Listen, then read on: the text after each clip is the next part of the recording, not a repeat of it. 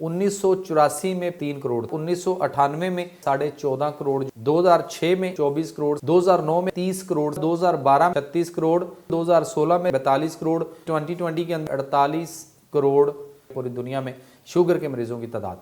आज नाजरीन जो हमारा टॉपिक है वो है शुगर, जिसको हम डायबिटीज़ भी कहते हैं, जिसको हम ज़ियाबतीज़ भी कहते हैं। ये 1600 कबल मसीह भी जो है इसका तज़किरा जो है मुख्तलिफ़ किताबों में हमें जो है वो मिलता है।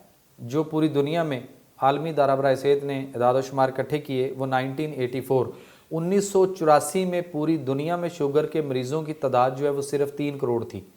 उसके बाद 1998 में एक रिपोर्ट आई तो उसमें कहा गया कि 14.5 करोड़ जो है वो इसकी तादाद हो चुकी हुई है।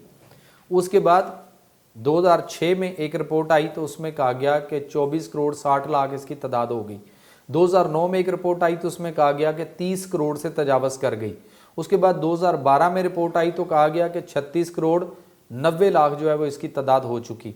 उसके बाद अप्रैल 2016 में रिपोर्ट आई तो उसमें कहा गया कि 42 करोड़ 20 लाख जो है वो पूरी दुनिया में शुगर के मरीज़ों की तादाद हो चुकी।